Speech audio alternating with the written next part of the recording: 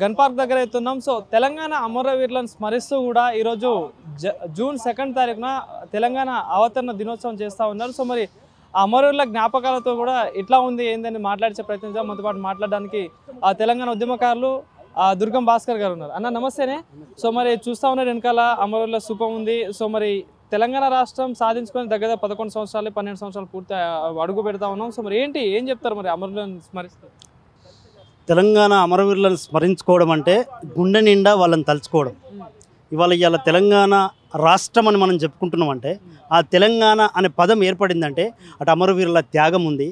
ఆ అమరవీరుల త్యాగాలను ఎత్తుపట్టిన విద్యార్థి ఉద్యమకారుల ఉస్మాన్ యూనివర్సిటీ విద్యార్థి ఉద్యమకారులు కావచ్చు, కాకతీయ యూనివర్సిటీ విద్యార్థి ఉద్యమకారులు కావచ్చు, మొత్తంగా తెలంగాణ విద్యార్థి ఉద్యమకారులు, కవులు, కళాకారులు, రచయితలు, మేధావులు, ప్రొఫెసర్లు, ఇట్లా అనేక మంది అనేక రంగాలలో కార్మికుల నుంచి మొదలుకుంటే, కర్షకుల నుంచి మొదలుకుంటే, ప్రతి ఒక్కరు కాటి కాపర్ల నుంచి మొదలుకుంటే అన్ని కుల సంఘాలు మొత్తం యావత్ తెలంగాణ సమాజం అంతా ఆ రోజు మా తెలంగాణ మాకు కావాలి, మా నీళ్లు మాకు కావాలి, మా నిధులు మాకు కావాలి, మా నియామకాలు మాకు కావాలని చెప్పేసి ఏ తెలంగాణ బిడ్డలైతే గ్రామీణ ప్రాంతాల నుంచి ఉన్నత ఉద్యోగాల ఆశయంతో ఉస్మాన్ యూనివర్సిటీ లాంటి యూనివర్సిటీలకు, కాకతీయ యూనివర్సిటీ లాంటి యూనివర్సిటీలకు, హైదరాబాద్ లాంటి మహానగరాలకు వచ్చారో ఆ తెలంగాణ బిడ్డలు తెలంగాణ జై తెలంగాణ అని చెప్పేసి గద్దరన్ లాంటి వాళ్ళను, విమలక్క లాంటి వాళ్ళను, ప్రొఫెసర్ హరగోపాల్ కావచ్చు, కోదండరామ్ సార్ కావచ్చు, ప్రొఫెసర్ లింబాద్రి కావచ్చు, ప్రొఫెసర్ కృష్ణారెడ్డి సార్ కావచ్చు, ఇట్లా అనేక మంది ప్రొఫెసర్లను వీళ్ళందరూ కూడా వాళ్ళు ఇచ్చిన జ్ఞానంతో తెలంగాణ మేమందరం కూడా ఉద్యోగాల కోసం వచ్చినాం. నేను గ్రూప్ 1 అధికారి కావాలని చెప్పేసి 2003లో డిగ్రీ అయిన తర్వాత హైదరాబాద్కి వచ్చిన వాడిని.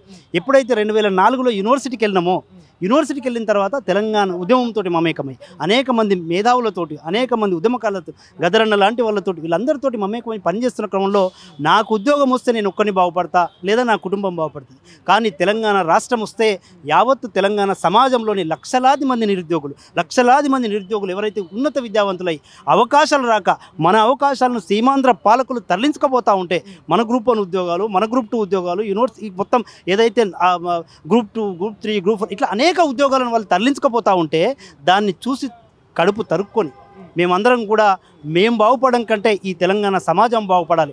6 దశాబ్దాల పోరాటం, అనేక మంది అమరవీరుల త్యాగఫలం, అనేక మంది అమరవీరులు వాళ్ళు త్యాగాలు చేస్తే కదా ఇలా తెలంగాణ ఉద్యమం నడిచింది. కానీ తప్పుడు తెలంగాణ రాష్ట్రం వచ్చిన తర్వాత ఒక తప్పుడు తెలంగాణగా చిత్రీకరించే ప్రయత్నం కేవలం నా ఒక్కడి వల్లనే తెలంగాణ వచ్చిందని చెప్పేసి గత పాలకుడు ఎవరైతే కేసీఆర్ ఉన్నారో, అసలు తెలంగాణ అనే పదాన్ని కూడా తెలంగాణ రాష్ట్రం వచ్చిన తర్వాత తెలంగాణ అనే పదాన్ని మార్చేసి భారత రాష్ట్ర సమితి పేరు మీద వాళ్ళ పార్టీ పేరును కూడా మార్చి, అంటే ఏ అమరవీరుల ఆకాంక్షలు, ఏ తెలంగాణ ప్రజల ఆశయాలు, ఆకాంక్షలు నెరవేర్చే క్రమంలో ముందుకు అందరినీ కలుపుకొని ముందుకు వెళ్ళాల్సిన పాలకులు ఆ రోజు అట్లా చేయకపోవడం వల్ల తెలంగాణ అమరవీరుల ఆకాంక్షలు ఇంకా అసంపూర్ణంగా మిగిలిపోయాయి. తెలంగాణ రాష్ట్రం అయితే వచ్చింది, కానీ వాళ్ళ ఆశలు, ఆశయాలు, ఆకాంక్షలు ఇంకా అసంపూర్ణంగా మిగిలి ఉన్నాయి. నిజంగా ఏ యూనివర్సిటీలు అయితే యుద్ధ కేంద్రాలుగా ఉద్యమ నినాదాన్ని ఎత్తుకొని అనునిత్యం యుద్ధం, ఇవాళ ఎవరైనా ఆర్ట్స్ కాలేజ్ దగ్గరికి ఈరోజు ఇప్పుడున్న కొత్త తరం పోయి చూస్తే అయ్యో ఆర్ట్స్ కాలేజ్ దగ్గర ఏం లేదు కదా, ప్రశాంత వాతావరణం ఉంది అని చెప్పి, కానీ మా కళ్ళతోటి చూస్తే తెలంగాణ ఉద్యమకారులంగా, ఉస్మానియా బిడ్డలంగా మా కళ్ళతోటి చూస్తే ఆడ వేల పోలీసు శిబిరాలు, వేలాది మంది పోలీసు బలగాలు, పారామిలిటరీ బలగాలు, ర్యాపిడ్ యాక్షన్ ఫోర్సులు, వజ్ర వెహికల్లు, ఇట్లా అనేక లాఠీలు, బాష్పవాయు గోళాలు, గుండెలను ఎదురొడ్డి నిజంగా స్వాతంత్రోద్యమం లేదో చదివినం. అనేక మంది తెలంగాణ స్వాతంత్ర ఉద్యమకారులు స్వాతంత్రం కోసం పోరాటం చేసిరు.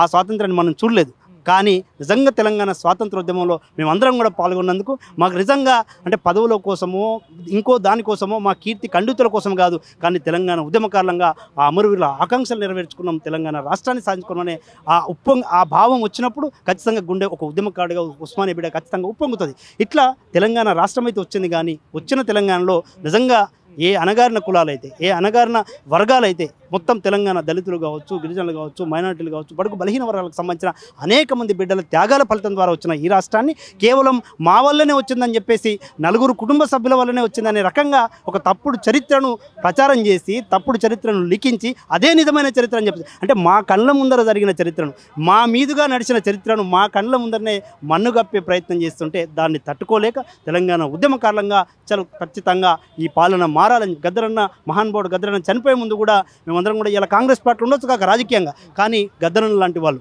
సత్యే ముందు సత్యమే చెప్తున్నా ఖచ్చితంగా దూర గడిలను బద్దలు కొడతాం, పాలన మారుస్తామని చెప్పేసి గద్దరన్నతో నడిచిన వాళ్ళంగా దాదాపు 2004 నుంచి మొదలుకుంటే మొన్న చనిపోయే వరకు కూడా తనతో పాటు తెలంగాణ ఉద్యమం. గత ప్రభుత్వంలో ఆశలు అన్ని నెరవేరలేదు అని చెప్పేసి ప్రభుత్వాన్ని దింపేసాం. మరి ఈ ప్రభుత్వంలో అయినా నెరవేరుతాయి అంటారా? మరి ఏం చెప్తారు? ఆశ అయితే ఉన్నది, అటువైపుగా ప్రయత్నం జరుగుతుంది. ఎగ్జాంపుల్ చెప్తున్నా, ఈ స్తూపాన్ని 69లో నిర్మించిన స్తూపం ఇది. తెలంగాణ ఏది తొలి అమరవీరులు ఎవరైతే ఉన్నారో 369 మంది అమరవీరులకు సంబంధించిన ఈ స్తూపాన్ని ఎక్కా యాదగిరి గారు దీన్ని నిర్మాణం చేయడం జరిగింది, చెక్కడం జరిగింది. అట్లాంటి ఎక్కా యాదగిరి గారికి చరిత్రలో ఏ స్థానం లేకుండా పోయింది. అసలు ఈ స్తూపాన్ని నిజంగా చెప్పాలంటే అఫీషియల్గా అనౌన్స్ కూడా చేయలేదు, అఫీషియల్గా ఓపెన్ కూడా చేయలేదు. అట్లాంటి ఆ ఎక్కా యాదగిరి గారిని ఇలా గౌరవంగా ఆత్మగౌరవంతో నిలబడే విధంగా తెలంగాణ ఉద్యమకారుడిగా గుర్తించి ఇలా గౌరవంగా గత డిసెంబర్ 9న ప్రకటించింది సెక్రటరియట్లో జరిగిన తెలంగాణ తల్లి విగ్రహావిష్కరణలో ఇవాళ ఏదైతే ప్రభుత్వం ఇవాళ తీసుకున్న కార్యక్రమంలో వాళ్ళకు ₹1,00,00,000తో పాటుగా ఫ్యూచర్స్ ఇట్లా 3 అంటే అదొక గౌరవం కాదా? అంటే ఉద్యమకారులను గుర్తించడం కాదా?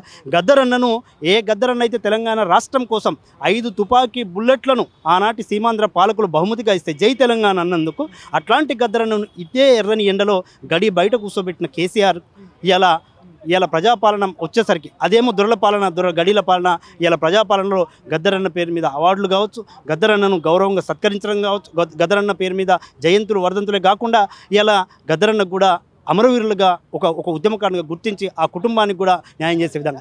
అదే కాదు, రాజకీయపరమైన భేదాలు లేకుండా ఇవాళ గోరేటి వెంకన్న గారు ప్రజా గాయకుడు, ప్రజా వాగ్గేయకారుడు, ఇవాళ ఉండొచ్చు కాక టీఆర్ఎస్ ఎమ్మెల్సీగా, కానీ తెలంగాణ ఉద్యమంలో తన పాత్రను తక్కువ అంచనా వేయలేం కదా. కాబట్టి ఇవాళ తెలంగాణ ఉద్యమకారుడిగా ఇవాళ తనను గుర్తించి ఇలా ఆయనకు కూడా ₹1,00,00,000. అదేవిధంగా నిన్నగాక మొన్న ములుగులో ఒక ఎవరైతే జడ్పీ చైర్మన్గా పనిచేసిన జగదీష్ అన్న ఉండను, ఆయన టీఆర్ఎస్ పార్టీకి సంబంధించిన, కానీ గతంలో తెలంగాణ ఉద్యమంలో తెలంగాణ జనసభ లాంటి వాళ్ళలో తెలంగాణ ఉద్యమ ఐక్య కార్యాచరణలో పనిచేసిన వాడు కాబట్టి ఆయన చనిపోతే ఆయన గౌరవార్థం గౌరవ మంత్రి సీతక్క గారు ఇలా ములుగులో ఏదైతే మల్లంపల్లి ఏదో ఒక మండల్ జేడి మల్లంపల్లి అనే పేరుతోటి ఆ మండలాన్ని మార్చి, అంటే ఇవాళ రాజకీయాలకు అతీతంగా తెలంగాణ అభివృద్ధి చేసుకుందాం, రాజకీయాలకు అతీతంగా తెలంగాణ ప్రజల్ని ఉద్యమకారులను గౌరవించుకుందామనే ఒక ఆలోచన అయితే ప్రజాప్రభుత్వం చేస్తుంది. గత పాలకులకు ఈ పాలన ఇలా సొంత కూతురే చెప్తుంది కదా, సామాజిక న్యాయం జరగలేదు తెలంగాణలో అని చెప్పేసి, తెలంగాణ ఉద్యమకారులకు న్యాయం జరగలేదని చెప్పేసి కేసీఆర్ కూతురే చెప్తా ఉన్నది కదా. ఇవాళ తెలంగాణ పేరు మీద అటు ఉద్యమంలో ఎన్నికలు, ఉప ఎన్నికలు, కలెక్షన్లు, కమిషన్లు, మళ్ళీ తెలంగాణ రాష్ట్రం వచ్చిన తర్వాత 4 కోట్ల ప్రజలు పోరాడి సాధించుకున్న తెలంగాణను మేము నలుగురమే సాధించుకున్నాం అని చెప్పేసి సావు నోట్లో తలకాయ పెట్టి తెలంగాణ ఇచ్చారంటే మాకు అసలు మేము ఉన్నత విద్యావంతులము, యూనివర్సిటీలలో పిహెచ్డీలు చేసిన వాళ్ళము. అరే ఇంత మన కళ్ళ ముందర చరిత్రను మాయం చేసే ప్రయత్నం చేస్తాం, దళితుల్ని ముఖ్యమంత్రిని చేస్తా అని చెప్పేసి కొన్ని వేల బహిరంగ సభలలో చెప్పి తీరా తెలంగాణ రాష్ట్రం వచ్చిన తర్వాత కేసీఆరే దళితులుగా మారి కేసీఆర్ తనకు తానుగా నేను దళిత కుటుంబంలో పుట్టినని చెప్పేసి అనుకొని తెలంగాణ సమాజంలో దళితుల్ని కూడా మోసం చేసే విధంగా ఇట్లా అందరినీ దళితులను కావచ్చు, గిరిజనులు కావచ్చు, 3 ఎకరాల భూమి నుంచి మొదలుకుంటే అనేక అంశాలలో అనేక అవకాశాలను మోసం చేశారు. కాబట్టి ఇలా ఆ పాలన వద్దు అని చెప్పేసి ఈ పాలన తీసుకోవచ్చు. ఈ పాలన అటువైపుగా అడుగులేస్తుంది, తెలంగాణ ఉద్యమకారులకు ఖచ్చితంగా గౌరవిస్తుంది, గుర్తిస్తుంది.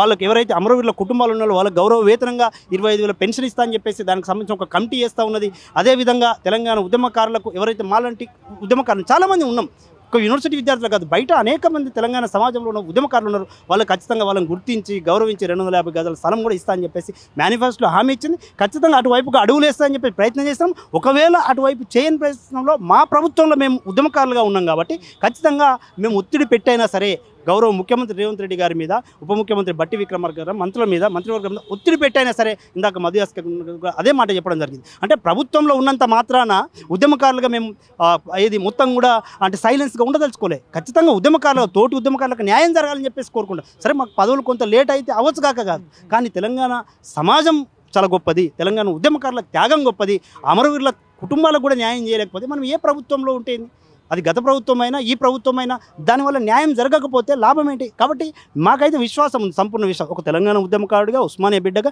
ఖచ్చితంగా ఈ ప్రజాప్రభుత్వంలో తెలంగాణ అమరవీరుల కుటుంబాలకు కావచ్చు, తెలంగాణ ఉద్యమకారులకు కావచ్చు ఖచ్చితంగా న్యాయం జరుగుతుంది. ముఖ్యంగా ఏ నిరుద్యోగ యువత అయితే ఉద్యోగాల కోసం కొట్లాడిందో ఇలా ఆ నిరుద్యోగ యువత ఆశలు నెరవేర్చే విధంగా జాబ్ క్యాలెండర్ను ప్రకటించి దాదాపు ఇప్పటికే 60,000 ప్రభుత్వ ఉద్యోగాలు గత 15 నెలల కాలంలో నింపడం జరిగింది. ఇప్పుడు కూడా మొన్నను విలేజ్ లెవెల్ ఆఫీసర్లకు సంబంధించిన ఉద్యోగాలు దాదాపు 3-4 వేల మంది ఉద్యోగాలకు అవి కూడా నింపుతా ఉన్నారు. రాబోయే రోజుల్లో తెలంగాణ నిరుద్యోగ యువత ఖచ్చితంగా న్యాయం జరిగే అవకాశం అయితే ఉన్నది. ఖచ్చితంగా తెలంగాణ అమరవీరులు ఆత్మగౌరవం తలెత్తుకునే విధంగానే ఈ ప్రజాప్రభుత్వం ఉంటుందని చెప్పేసి అటువైపుగా ప్రభుత్వంలో ఉన్నా కూడా ఉద్యమకారులుగా ఉస్మానియా బిడ్డలంగా మా వంతు కార్యాచరణ ఉంటుందని చెప్పేసి కూడా తెలియజేస్తాం. థ్యాంక్ యూ అన్న.